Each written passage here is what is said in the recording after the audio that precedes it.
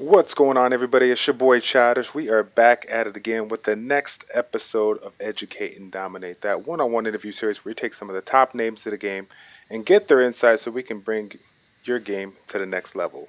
My next guest is definitely going to be a special one, to say the least. I'm super excited to have him on board. For those that don't know, we have a lot of people over the course of the time that come into this game and really show their true talents, show their true colors. I am super proud to bring you one of my finest members in the Epic Fail Alpha community, Lunaxs from Epic Fail Alpha. How are we doing, sir? Great. How are you doing, Childless? I am doing very good, very good. I'm super excited to get it done right now. So for those that don't know, Lunaxs, he came on board. I want to say it was what I'm gonna say like 6 to 8 weeks ago, roughly around like 2 months ago or so. About 2 months, I Two think. months, 2 months or so, and I guess the word to say right there is blessed. Let's keep it trendy though. Hashtag blessed. Okay, hashtag blessed. So, there always comes a time in the game where some people get the opportunity to meet some people that really go in and out of their way to learn the game, theorycraft the game. And when he came on board, he brought a new world, a new realm of thinking outside the box. And so I thought I'd take this time this week to kind of talk about a couple of things that we generally don't talk about when it comes to our Educate and Dominate series. We've been focusing on a lot about the arena defense, and then we kind of moved on into Guild War defense. But today, it's going to be about the Guild War offense, and I do believe that Lunas is one of the finest people out there that knows this stuff, and we're going to use his knowledge to take your game to that level. So before we get into that, my man, why don't you go ahead and fill people in? So for those that don't know you, I know you're a Guardian One player. You've been doing it for quite some time, but why don't you fill them in on take us back to how you got into video gaming and then how you found the game of Summoner's War. Well, I got into video gaming when I was, I don't know, eight or nine. Sega Genesis. Uh, you know, Sonic the Hedgehog. Oh yeah, and some Mortal Kombat 2. Then basically stayed with video games all the way through college. Started playing MMO in college. Really got into competitive gaming for MMOs, playing PvP and stuff. And then after I graduated, got a job. It started to be more difficult to kind of allot the time that was required to stay top tier.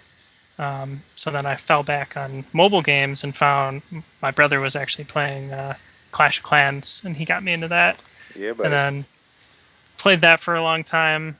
Uh, Played that pretty hardcore, and then I got into Summoner Wars from an ad while watching a video, trying to learn more about Clash of Clans and attack strategies. So Yeah, that's crazy. I was actually in the game Brave Frontier, and it was like another advertisement, but I think it was Simon Tay who's known to make like intro videos, kind of showcasing the video or showcasing the game, so we could test it out and whatnot. He made one of Summoner's War when it first came out, and I was like, oh my gosh, I gotta get some of this. This is like the upgraded version of Brave Frontier, has all the right fixes, so good stuff. But man, so where do we begin? We got so much stuff to talk about, but before we kind of get into that, let's kind of talk about the basis of the theory craft, and that's definitely your forte when it comes to that. So since we got a lot of new people, in this game or whatnot, I know that theory crafting for you has kind of been something that has started from the beginning, from the games that you played up and all the way till now. As far as this particular game, where would you say your the place to be or the place to go as far as getting the knowledge that you need to succeed? Where would you go about that? What was the best spot for you? so getting the knowledge that Right, right, like right. that I have now. Correct. Uh, well, Educate and Dominate was a great series. It still Oh is. man. All right. Make sure I give you Uh, that 20 when we're done. Make sure I give you that 20 when we're yep, done. yep. Taking on the down low. Um, so basically, watching all the YouTubers, like I watch all of them. I watch a lot of Twitch streaming.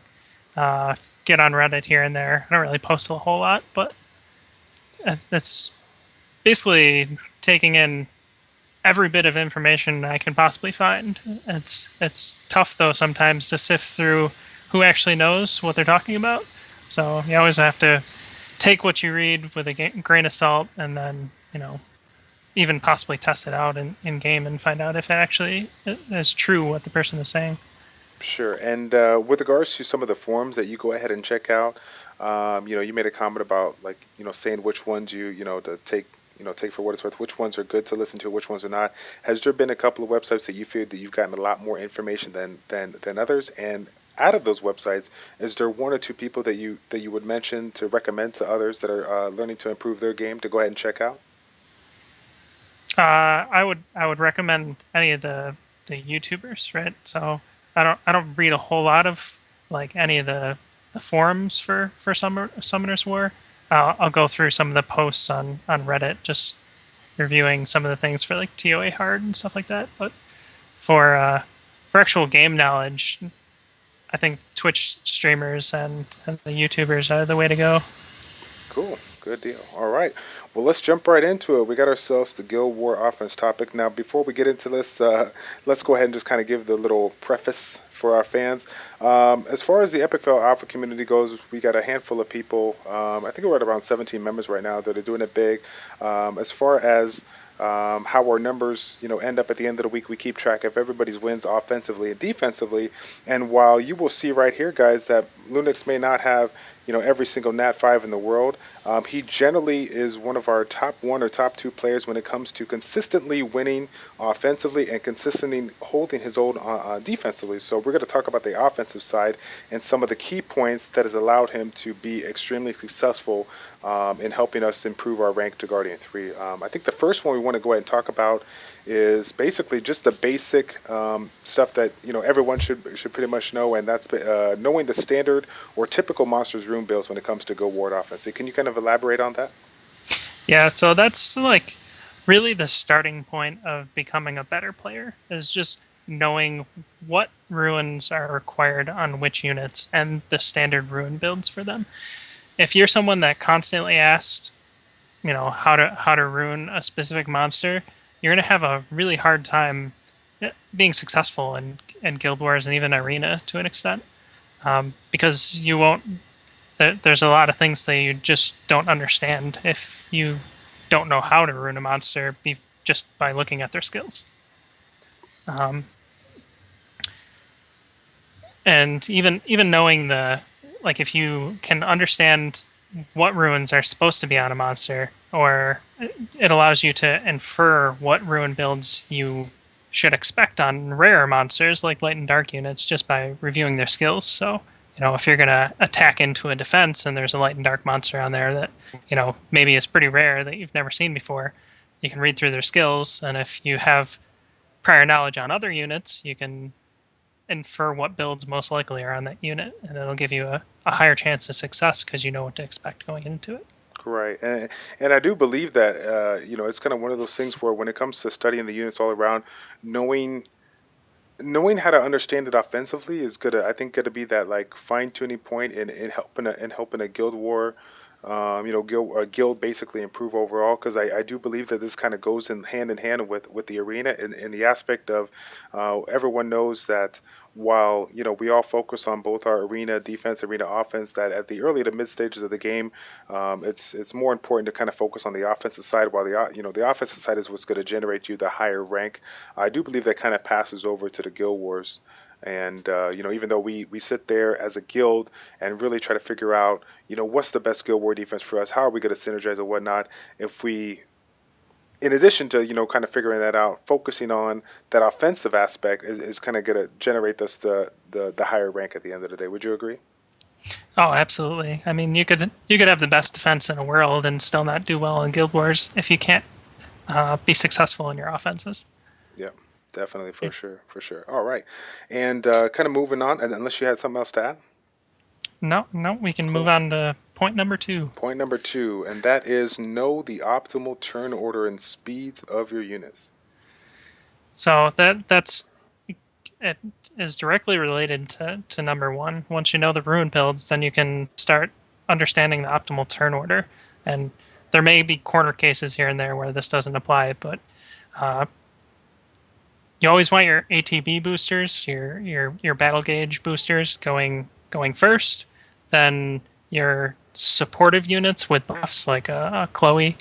Um, uh, After that would be buff removers. So if you're attacking into a defense that has a Chloe, you know they're going to move first, and your buff remover would be the second unit to take a turn. So It's ATB boosters, supports with buffs, and buff removal. And then after your buff removal, you want your CC units to come in, your crowd control. So like a Tyrone or a Veramos. So you cleaned off the buffs. Now you can go about CCing them. And then after that is armor breakers. So you can, prepare them for your damage dealers and to start whittling down their HP. And then it's your DPS, and then there's kind of a dotted line to supportive healers, right? So that could be support with buffs or just a healer in general. They can kind of go anywhere. There isn't really a specific speed that you want to keep them at. Faster is always better. Right, right. And let me ask you a question because I think this kind of goes hand in hand with other aspects, a little bit outside Guild Wars. But hopefully, your answer will kind of remind people of what the ultimate goal is at the end of the day. When it comes to ATB boosting, we got a lot of people out there that say make it as fast as possible, but then you have the people that might argue that while it's good to have it fast on certain aspects. They're trying to, that some people just can't, have the same unit for every aspect of the game. They're trying to use it for PvE and PvE, and you'll see some of them say, let's go ahead and make it relatively slower so that their whole team goes, and then the attack buffer boost them, and then there's no basically attack gauge wasted, so to speak. Can you kind of tell us the importance of why making the attack buffer speed like as fast as possible is essential for the Guild Wars aspect versus something like a PvE? It at least for Guild Wars, it's very important that you take the first turn because it kind of sets the pace for how the battle's going to go. If they're taking a turn before you, it allows them to do whatever their defense had planned or whatever their defense plan was to just go off without you getting a chance to impact that at all. So my personal opinion and my experiences is that you always want your ATB boosters going first. Gotcha. And this is And oh, go ahead, go ahead. it also plays into the faster you make your ATB boosters, the more impact it has on the effective speed of your other units. So True. if say you have a 270 speed Bernard boosting a 30% battle gauge, that 30% is 30% of Bernard's speed. Right, exactly. And the reason why I kind of bring that up to you guys today is that we got a lot of people listening, both, beginner, intermediate, and expert stages, whatnot. And when it comes to the beginner people, they're generally listening to some of these conversations and like, oh, you know what, I got to do this or whatnot. But at the end of the day, is your focus Guild Wars or is your focus, overall PvE progression, getting the runes, getting whatever you need to do in order to excel on the PvP aspect? So while some we might have a different opinion on something that you might have read, keep in mind that this particular video and interview is basically how to improve the Guild War offense, the focus on Guild War. So we're assuming that a lot of you have done the work on the back end to get to where you want to be as far as taking your guild from C3 to G1 to G2 and so on and so forth. So very cool, very cool. I was going to say, after talking about the turn order and the speeds and whatnot, it seems like the next step is to go ahead and identify the team on the defense. So can you go ahead and kind of elaborate on that and tell us what you mean by that? So uh, it's important to identify the defense's plan is, right? So and that kind of plays into what the type of defense that the person set up is that you're about to attack into.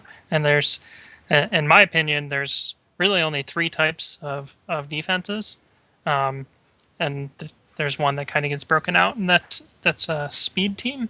So it can either be a speed CC team, so working that works based on turn denial and turn advantage through speed, and then there's the speed YOLO comps, which are more armor break your whole team, take my turns before you, and blow up your whole team before you get to move.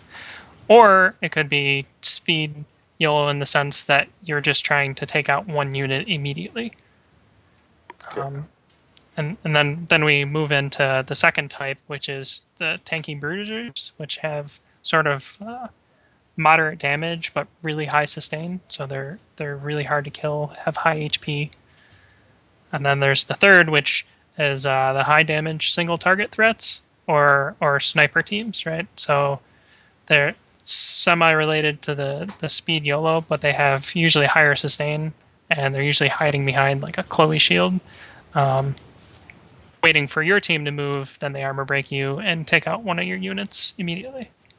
Gotcha. And so when we're talking about the first team guys, just to give you an example, I think one of my teams that you might have seen in my Guild Wars fight, Tyron lead, Veramos, and then Orion.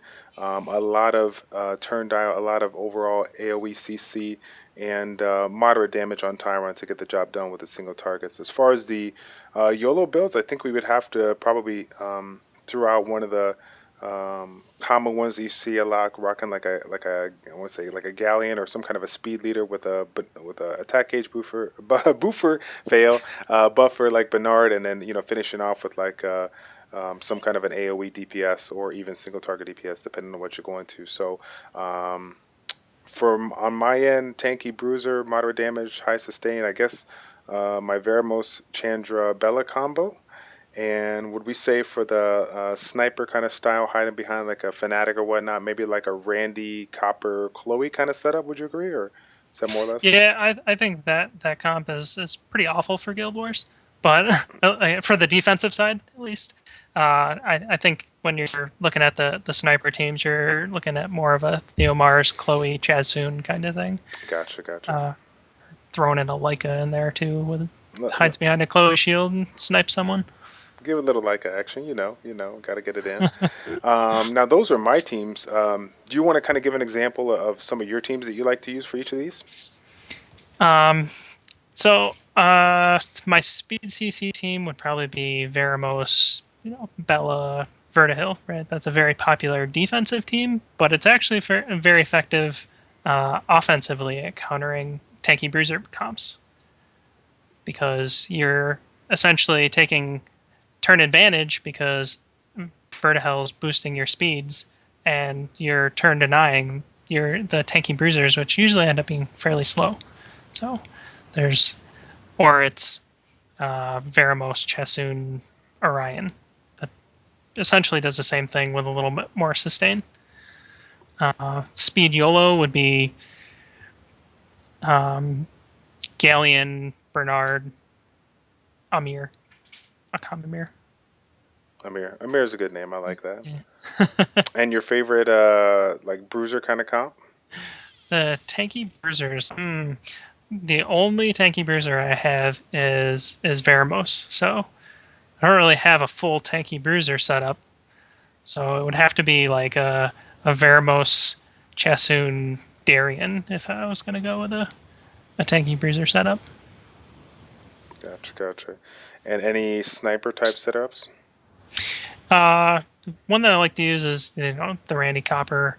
There's other one which is Galleon, Chloe, and Sig. So Sig can do with my runes and my arena towers. He can do about 30k on second skill.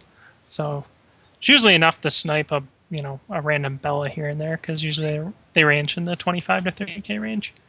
Very, very cool. All right. And so after we kind of get the idea of, figuring out the monster room builds, figuring out the speeds and the type of teams that we're trying to identify, it seems like the next step is going to be exploiting the team's weakness and trying to eliminate the main threat. So can you kind of talk about that and how we go about that? Well, it's important to be able to identify the threat, and the threat is really the key unit in the team that's making it work. So, like in a speed team, right? Usually in a speed team, if it's a speed CC team, usually the CC unit is the most dangerous one, right? Because they're the one that's denying you turns. So you take them out first. If it's a speed YOLO team, you usually take out the armor breaker or the high DPS unit, and the threat is really dependent on what team you bring, and you have to be able to identify what that threat is in comparison to what team you bring, and yeah. Cool.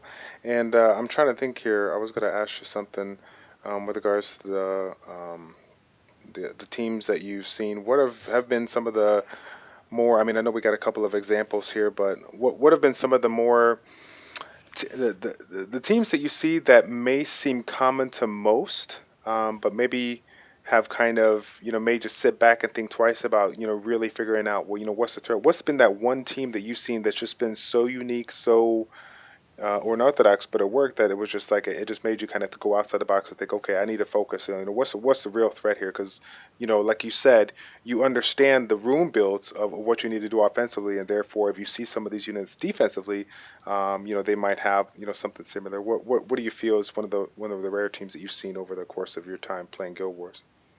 That's a really good question. So I would have to say that it's probably the Veramos Bella Vertihel comps that spec a Veramos for DPS.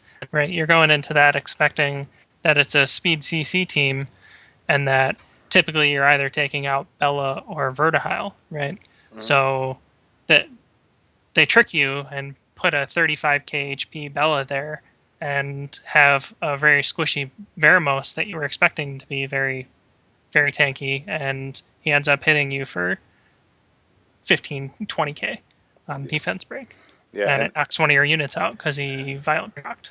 Because and Veramos always violent procs. and couple that with like a despair revenge Vertigo just to be even more annoying, right? Yeah, it's a way to think outside the box. Hey, I'm learning from the master himself there. There you go. There you go. Awesome. And so the next and final topic that we want to hit up is going to be with regards to building teams, but not units. So go ahead and elaborate on that one.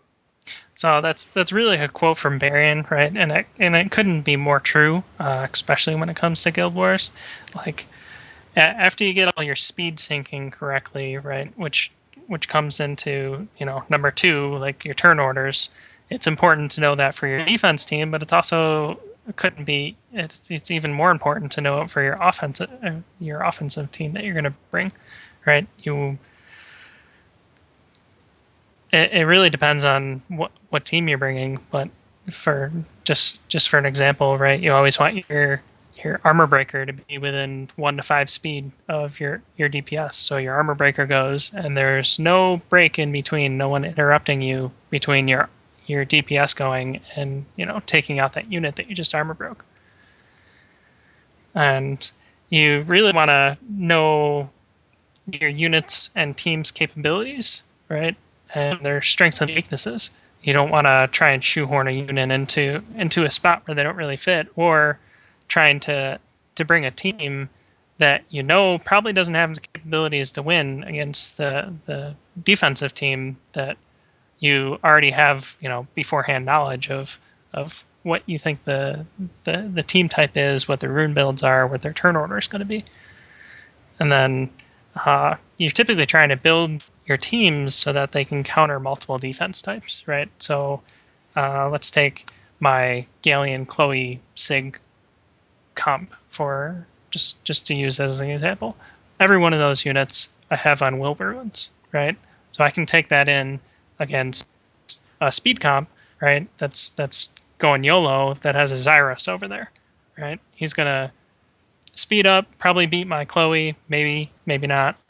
And even if Xyros goes and resets, and everyone in Galen got his armor break off, but all my units are in will runes, he's gonna deal some damage, but he's not gonna kill anyone, and he's not gonna reset anyone. So I'm just gonna throw my shield up, armor break them, and snipe Xyros, and the game's pretty much over after that. Gotcha. And it's a good point that you made about the will runes. A lot of people recently saw the changes, the addition of Necropolis and whatnot, and the changes of the runes and whatnot.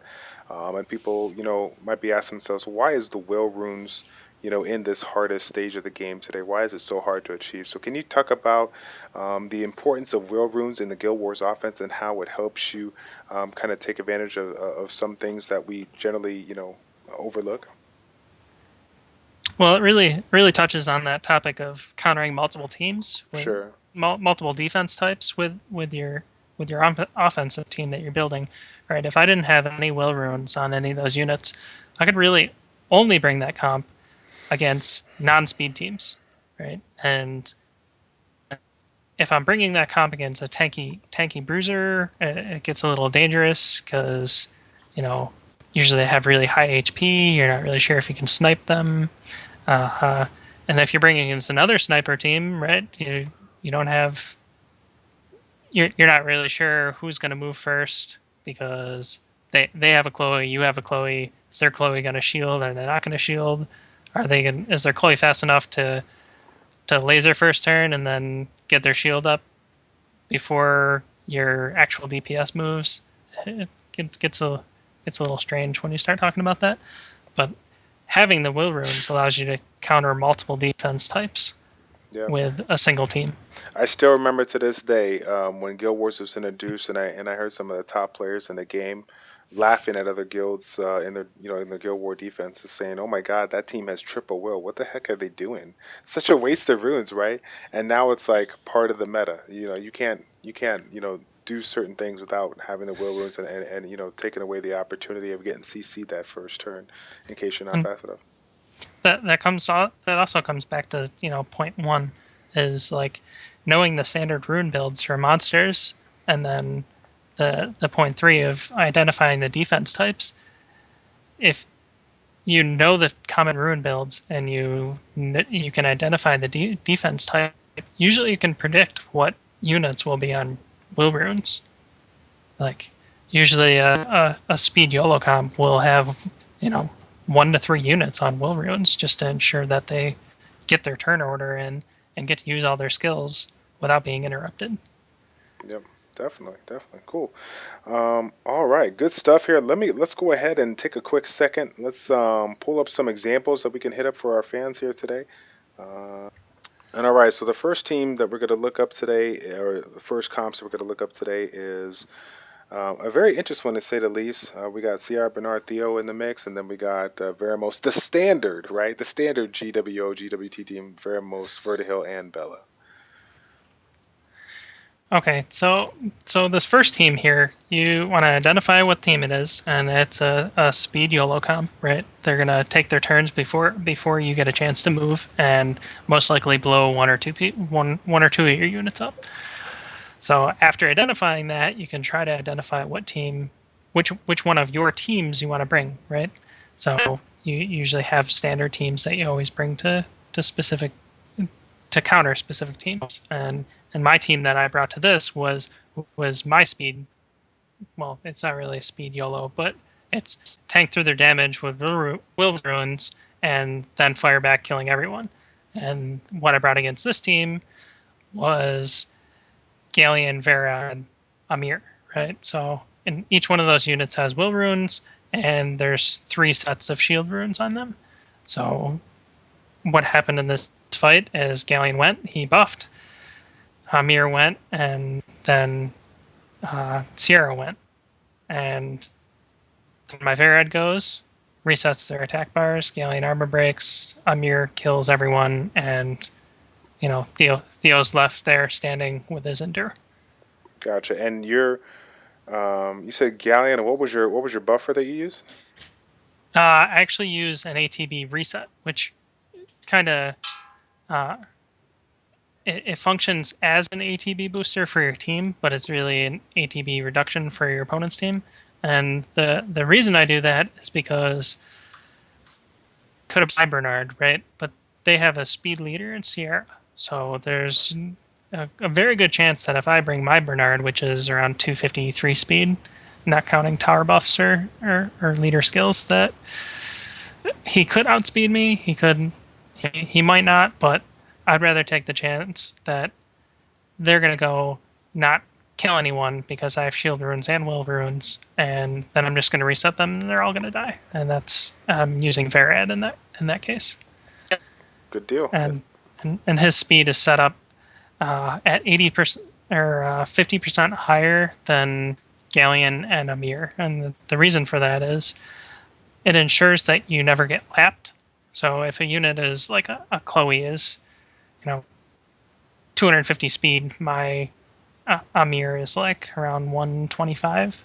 So if he's 100 or 250 speed, most likely if she lasers the first turn, she's gonna go again before Amir ever gets a turn. So with my Varad being 190 speed, I reset her ATB, and that ensures Amir goes before she gets a turn again. Very good point. Very good point. And with regards to the team, how would you identify the second team, and what would be the counter to that one? Okay, so this is a speed CC team, right? With moderate damage, turn denial, and turn advantage. If Veramos was spec for damage, which you know you always have to be afraid of because it's dangerous. Um, the type of team that I usually bring to this is the single target snipe team, the high damage single target. So I would bring, you know, what I brought against this team was Randy Copper and Chloe, right? So my Chloe went shielded. Bella does whatever Bella does, and hopefully doesn't proc violent and armor break something, which does happen. And the when you're bringing Randy Copper against this type of team, you kill Bella first, and Gotcha. that's exactly what I did. If I Very was to bring my other team, which is Veramos, my other team to counter this team, which is the mirror of this team, right? I bring Veramos, Vertihel, Bella, and if you take first turn with that team, you take turn advantage and most likely win just right from there. good deal. It gets a little strange because the defense has higher violent proc rates than you have, but you have the advantage of being able to take out Vertihil first, which is their turn advantage engine. So it's the threat versus your team, whereas the Randy Copper team, Bella was the threat. Gotcha. Yep. And then that's what I was actually just about to ask you. What would be your go-to target for the first one there? So, but you already answered that with the vertigo. Very cool. Very cool. All right. Second team up, we got ourselves Theo, Chloe, and Eladra, and then falling out on the second one here, Tyron, Bernard, and Orion. So this first one is pretty much the bane of everyone's existence, right?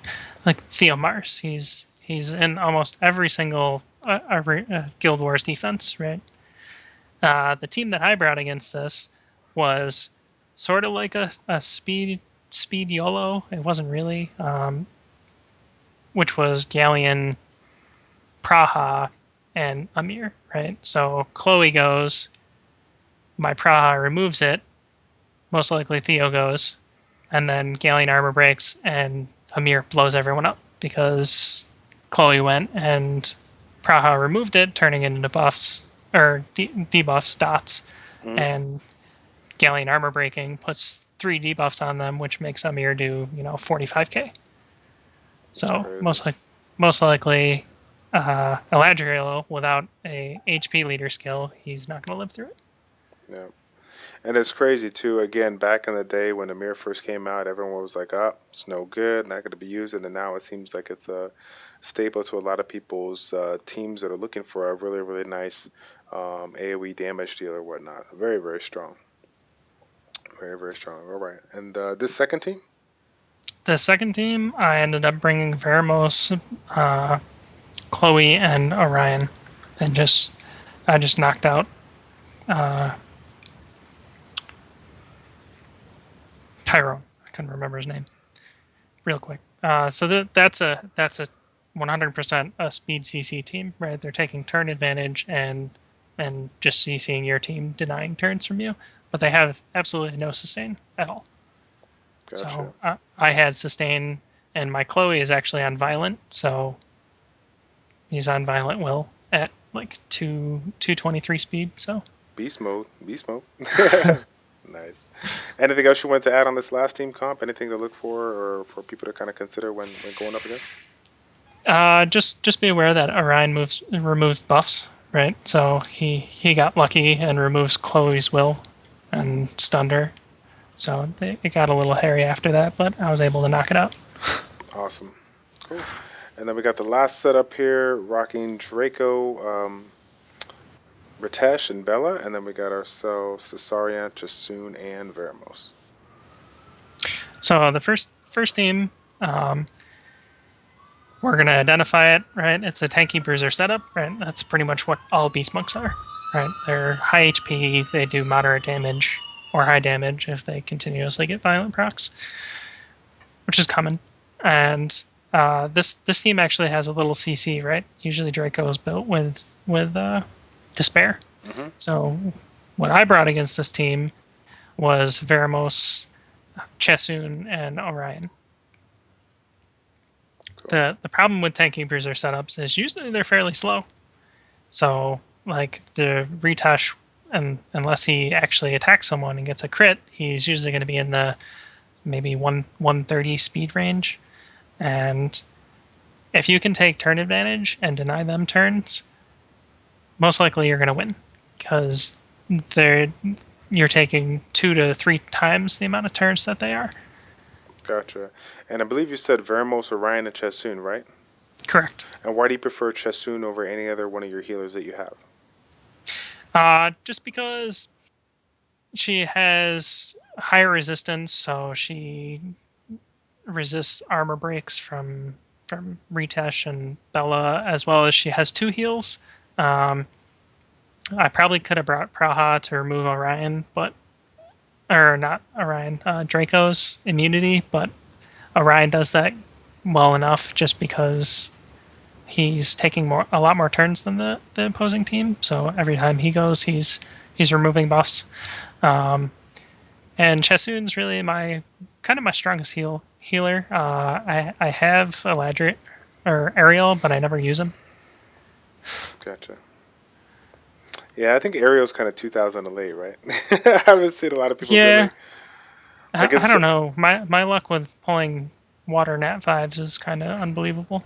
yeah, it's, I mean, God bless Ariel, man. I remember playing with people's Ariels, way back in the day, and they did good, but it seems like, the combination of some of these units, especially like Orion providing, the hit point disturbs and whatnot, it seems like the primary skill of this particular unit is so exploitable since a lot of the units that we incorporate in all of our teams, regardless of what we're doing, PvE or PvE, has some kind of hit point disturb, and it just breaks the unit. So, Yeah, I have not found a use for him yet, and I've had him for probably 2.5 months. I pulled him at like 1 a.m. and was like, what do I even do with this? right, right. And we should be grateful for a Nat 5, huh? Isn't that something? Very, very true. But you know, you already went through my account, and I still have no actual threat that's useful on defense Yeah. because I've opened 6 Ifrits and still don't have Theomars. Hey now. Seventh time's a charm. Shout out to Duke BLT. Have you seen his recent video? He just put one out talking about how he got Theo on the 7th time. So never give up, right? Never give up. I'm not giving up. I'm probably giving up in the form that I'll probably be giving you my account details to open it for me, There you go. Right, right. All right, there. And then so this, I can hate you instead of myself. exactly, exactly. That's what I'm here for. That's what I'm here for. Let's see here. In this last team with Tasarian, how do you identify this team and how do you go about countering it? So this is most likely a tanky bruiser setup. Usually Tasarion's built with speed HP, right, unviolent. If he's built attack, which he really shouldn't be because he doesn't do a ton of damage, you could still call it a tanky bruiser setup because he doesn't really have any protection, and if he's built that way, he has no HP. So the team that I brought against this was just Randy Copper. I identified the threat, and that was Veramos, right? Once Chloe puts his shield up, Tasarian isn't really going to do a whole lot because I don't have any passives. So just snipe out Veramos, and it's kind of over from there. And Randy can do his thing and ignore some defenses on one of the units and get lucky. Gotcha. And so even though both of them are generally set up in that speed HP format, you find that Veramos with the immunity cleanse, that to you is your biggest threat, or is it just the fact that he provides the turn denial? It's really the turn denial, right? So usually when you're bringing Randy Copper or any sniper team, typically your high damage unit is fairly slow. So him getting turn denied and them taking 2 additional turns, most likely they're gonna stun you again before you ever get a chance to attack again. So taking him right out when I have immunity up is the primary. And I would have done the same thing if I would have brought Galleon, Chloe, Sig. Right? I'm just I wasn't sure how much HP Veramos has, and there's a resistance leader, so he could have been doing something tricky with doing a max resistance Veramos, and then Galleon misses armor break. Gotcha. Cool. All right, all right. Let's move on back to the main page. The next questions I have for you are going to be obviously the fun ones that we like to do. We just kind of got done talking about Guild Wars offense, and we got a wide variety of units that you have utilized, but then other units that you have studied. So, out of all the units that have been available, and thinking about the comps we go up against typically in the high end Guild Wars, what would you say is the one or two units that you would watch or look out for as far as being just an overall game changer when it comes to the Guild War offense, and why?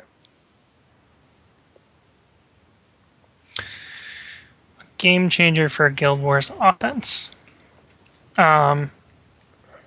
If we're talking about nat fours, it's probably Chloe because it allows you to build sniper teams, right?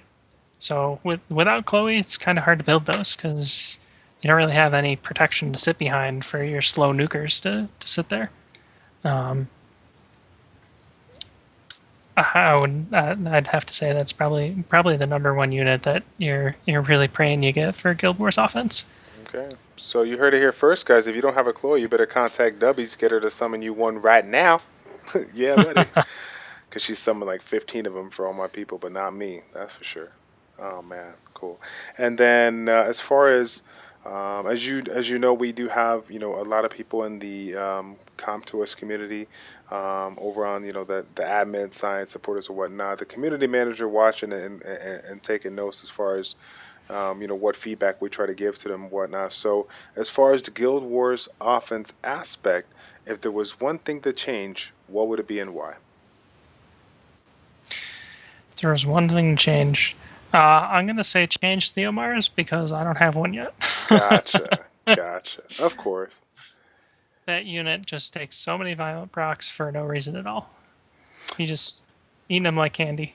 Right. So maybe a more PG way of saying it is just adjust the violent procs when it comes to the defensive side, or what do you think?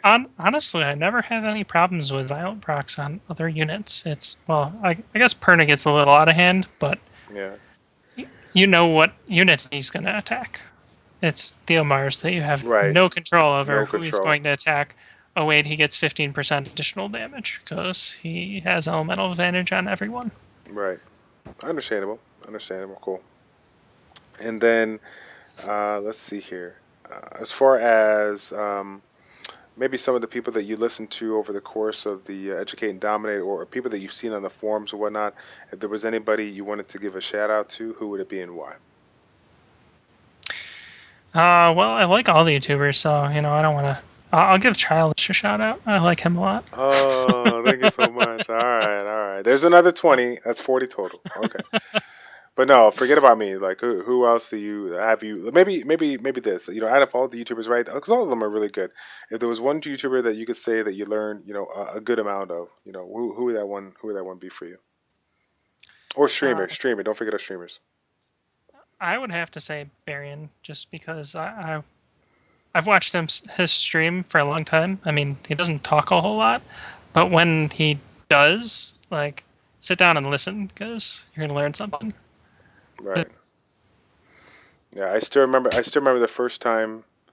I still remember the first time that I heard Barian, Bomber, and Scatfetus all talking in the same chat, and I think I was like talking, I was like listening to it, and my wife asked me something, and I was like, stop, just stop, hold on a second. I'm trying to get this little bit of information, and trying to get it in. I'm trying to get it in, and I Yeah, couldn't get enough of it.